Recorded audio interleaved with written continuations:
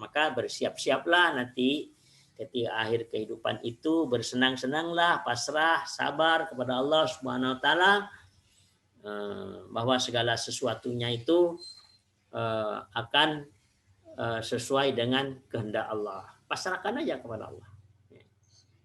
Berarti masih kasih kesempatan terakhir, Pak ya? Iya, kesempatan terakhir itu nggak boleh takut, nggak boleh.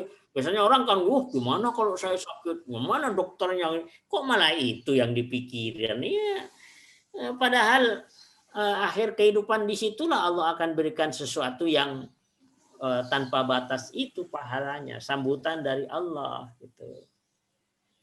Jadi kalau di dalam diskusi itu, aku kata Allah, Allah itu sangat sayang kepada hambanya. Namun demikian karena sakaratul maut itu sudah sesuatu yang telah aku putuskan, kata Allah Subhanahu wa taala.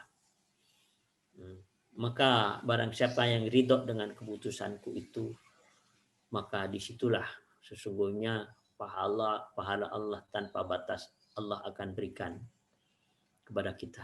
Jadi ini sekaligus kabar gembira, kabar gembira pada saat kita menghadapi akhir kehidupan, sakaratul maut, maka ridholah, senanglah bahwa semuanya itu adalah sesuai dengan kehendak Allah, jadwal Allah. Kita pasrah kepada Allah, maka semua kesulitan, kesengsaraan akan dirubah oleh Allah menjadi satu kenikmatan. Nah, itulah yang tertera di dalam Al-Quran yang Allah berikan kepada Nabi Ayub. Nabi Ayub dinamakan dengan ni'mal abdu.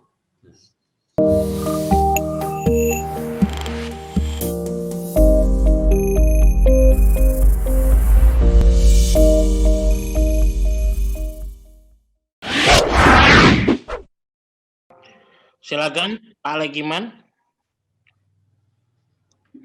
Ya, terima kasih. Assalamualaikum warahmatullahi wabarakatuh, Pak. Waalaikumsalam warahmatullahi wabarakatuh.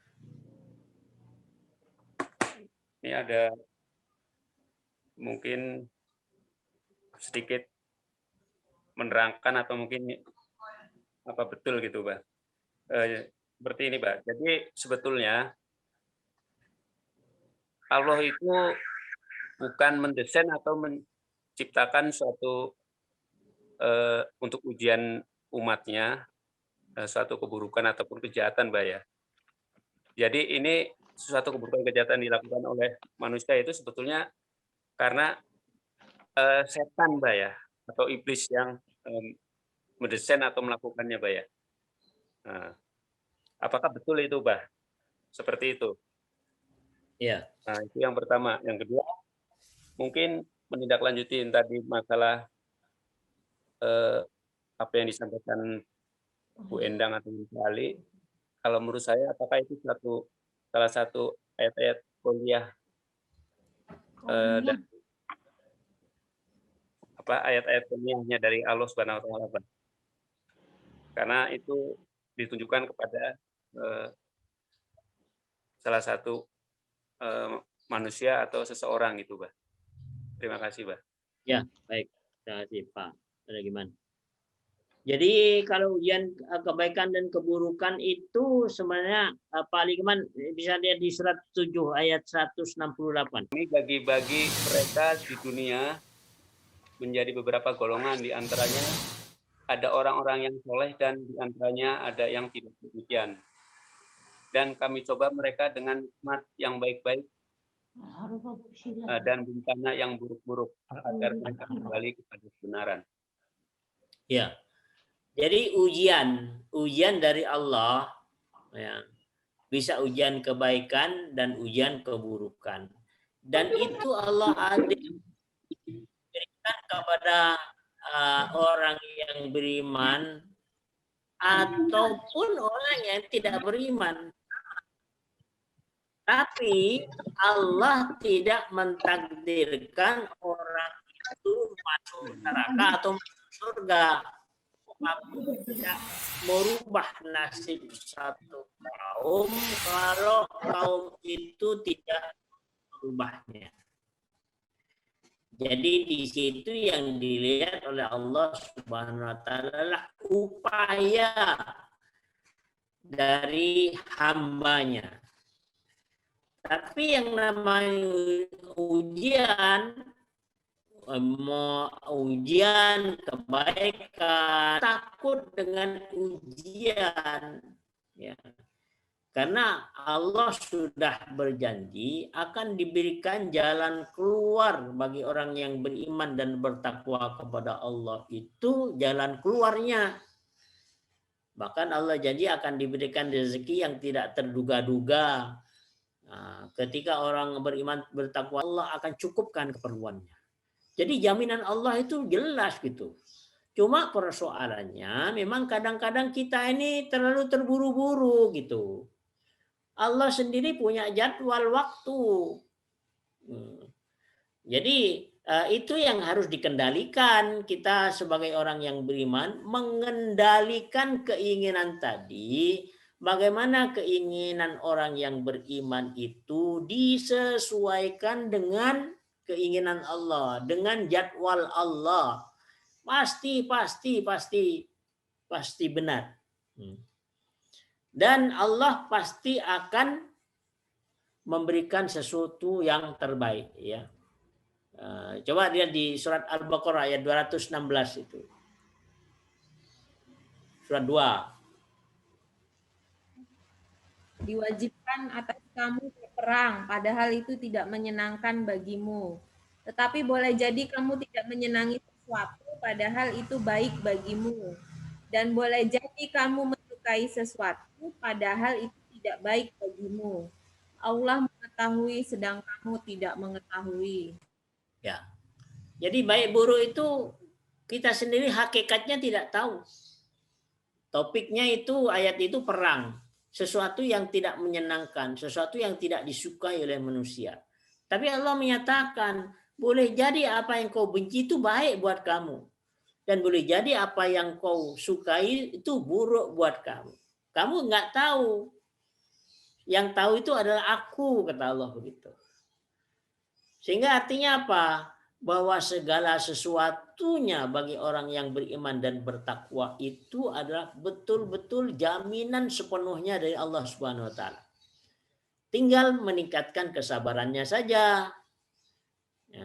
Jadi jangan terlalu terburu-buru karena Allah itu punya schedule sendiri, jadwal, penjadwalan, kapan harus diberikan, kapan harus tidak diberikan, Allah yang lebih tahu itu. Sehingga karena sudah ada jaminan pasti yang terbaik itu adalah dari Allah, ya udah kita serahkan saja kepada Allah. Enggak usah main pikir, ini pikirannya yang jalan. Nah, akalnya mati. Nah, maka kalau seperti itu, akalnya yang jalan, pikirannya dimatikan saja. Karena akal itu sesungguhnya adalah kumpulan daripada zikir dan fikir. Jadi fikir sudah ada di dalam akal. Dan fikir yang ada di dalam akal ini itu sudah mengikuti pikiran sesuai dengan kehendak Allah Subhanahu wa taala. Kemudian yang kedua, apa yang dikatakan oleh Pak Legiman tadi, yaitu jadi kita ini bagaimana mentadabburi, bagaimana kita ini merenungkan agar supaya bagaimana ayat-ayat qauliyah dan ayat-ayat kauniyah ini betul-betul kita bisa saksikan. Jadi kalau ayat qauliyah itu ya yang di mushaf ini, yang di dalam Al-Qur'an ya, ayatnya jelas. Kalau ayat kauniyah itu ya yang di lapangan, firasat di lapangan. Seperti Bu Endang tadi merasakan firasat, Pak Ali merasakan firasat. Itu semuanya ada di dalam Al-Quran dan di dalam sunnah Nabi SAW. Bagi orang yang beriman, Allah akan berikan petunjuk. Ya, musibah itu sesuai dengan musibah itu sesuai dengan izin Allah. Dan bagi orang yang beriman akan dikasihkan petunjuk sama Allah Subhanahu wa taala. Nah, seperti apa ayat-ayat kauniyahnya?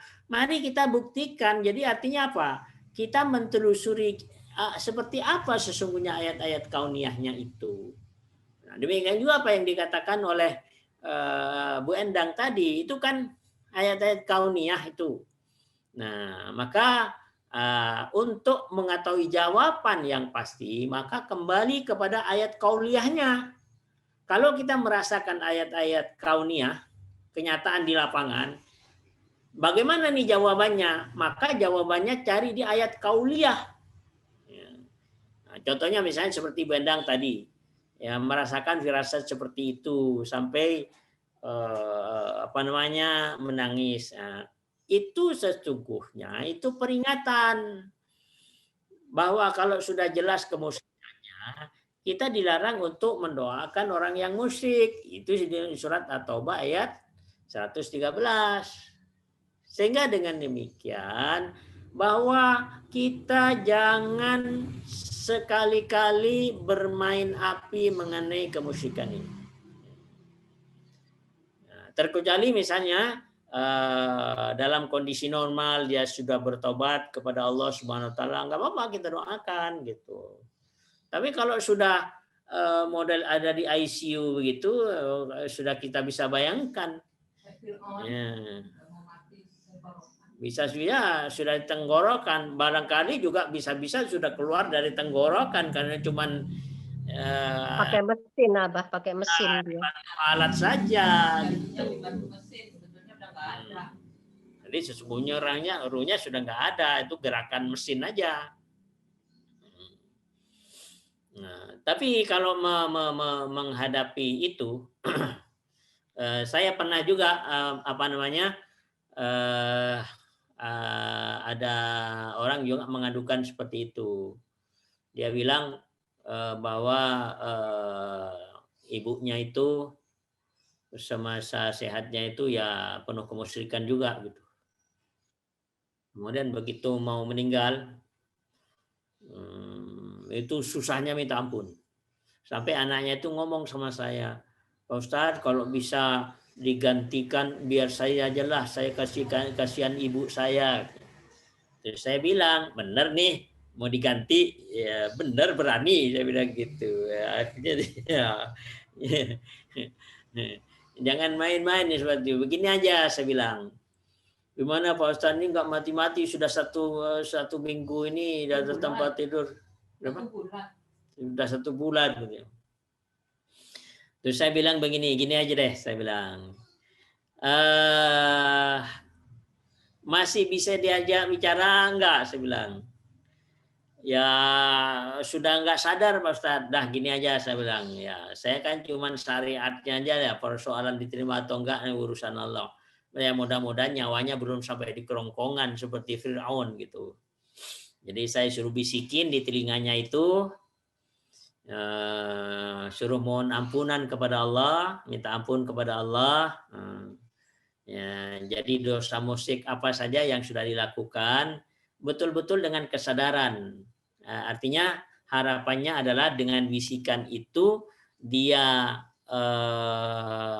menyadari, ya, walaupun misalnya sudah enggak nyambung dengan pembicaraan, mudah-mudahan saya bilang.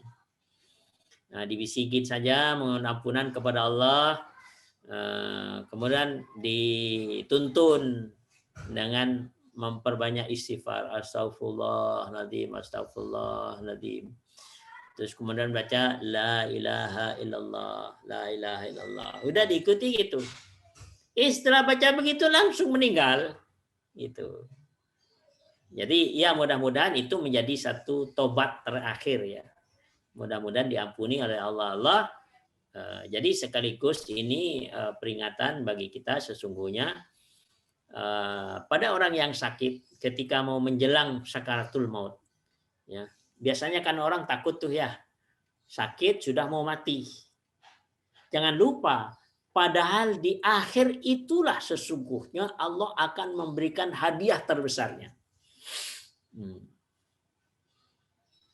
Dan kita akan mengalami itu semuanya. Maka ini harus diingat-ingat. Ya, jangan sampai lupa nanti kalau sudah menghadapi hal yang seperti itu. Bahwa di akhir kehidupan itu Allah akan memberikan sesuatu yang luar biasa. pahalanya tanpa hisab. Bagaimana mensikapi? Senanglah, ridhalah dengan apa atau penyakit yang diberikan oleh Allah. Apapun yang diberikan oleh Allah, saya senang. Mudah-mudahan ini menjadi amalan ya, taubat kepada Allah SWT. Karena itulah ketika kita menerima dengan senang, ya, kemudian kita pasrah kepada Allah, ya, maka disitulah Allah akan memberikan pahala kesabaran itu tanpa batas. Nah, biasanya orang-orang kan takut di situ. Padahal disitulah hikmah di balik itu ada sesuatu yang luar biasa. Maka ulul albab itu melihatnya seperti itu. Jadi nanti kalau Bapak Ibu semua sudah menjelang ke sana mau berangkat, ya, maka ingatlah bahwa Allah akan memberikan sesuatu tanpa batas itu pada sesuatu yang tidak nyaman. Jadi saya ulangi, Allah akan memberikan sesuatu tanpa batas atau pahala tanpa batas, tapi yang dirasakan oleh kita ini tidak nyaman. Maka disitulah kita harus dengan senang hati. Jangan lupa bahwa ketika kita menerima semua itu dengan senang hati, maka tadi penyakit itu dibalik oleh Allah menjadi satu kenikmatan. Yang sakit itu nggak dirasakan lagi karena betul-betul dia sudah ridha dengan apa yang diberikan oleh Allah. Nah, maka semuanya itu kesengsaraan dicabut oleh Allah Subhanahu wa taala. Sebagaimana yang dialami oleh Nabi Ayub. Ya, Ibu sekalian, kalau kita mentelusuri bagaimana Nabi Ayub, sampai dikatakan di situ dalam Al-Quran itu nikmal abduh, ya. Ya, hamba yang nikmat, ya. Jadi Allah itu berikan satu kenikmatan. Jadi Nabi Ayub itu merasakan satu kenikmatan. Padahal sakitnya itu kalau kita lihat dari luar itu penderitaan yang amat sangat luar biasa. 18 tahun sakit. Tapi Allah menyatakan nikmal abduh. Jadi artinya apa di situ? Ketika Nabi Ayub itu betul menerima dengan senang, dia merasakan satu kenikmatan. Sementara orang lain melihat secara fisik bahwa itu menderita. Tapi Nabi Ayub merasakan satu kenikmatan. Disitulah rahasia Allah itu. Dan itu akan diberikan kepada akhir daripada satu kehidupan. Maka bersiap-siaplah nanti ketika akhir kehidupan itu, bersenang-senanglah, pasrah, sabar kepada Allah Subhanahu wa taala, bahwa segala sesuatunya itu akan sesuai dengan kehendak Allah. Pasrahkan aja kepada Allah. Berarti masih kasih kesempatan terakhir, Pak, ya? Iya, kesempatan terakhir itu nggak boleh takut, nggak boleh.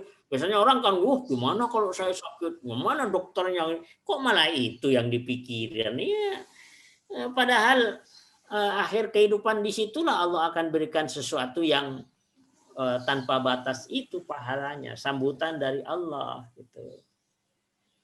Jadi kalau di dalam diskusi itu, kata Allah, Allah itu sangat sayang kepada hambanya. Namun demikian karena sakaratul maut itu sudah sesuatu yang telah aku putuskan, kata Allah Subhanahu wa taala. Maka barang siapa yang ridho dengan keputusanku itu, maka disitulah sesungguhnya pahala Allah tanpa batas Allah akan berikan kepada kita.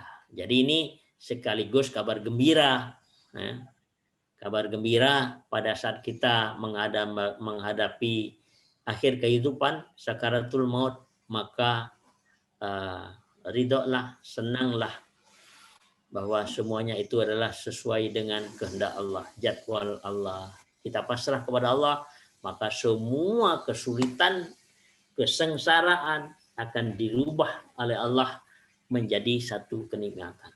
Nah, itulah yang tertera di dalam Al-Quran yang Allah berikan kepada Nabi Ayub dinamakan dengan ni'mal abdu. Itu kan nggak masuk pikir itu. Bagaimana orang menderita 18 tahun dikatakan ni'mal abdu? Kan nggak masuk pikir, tapi masuk akal. Nah, itu masuk akal, tapi tidak masuk pikir. Maka itu hanya mampu dipahami oleh orang-orang yang memang mengenal Allah.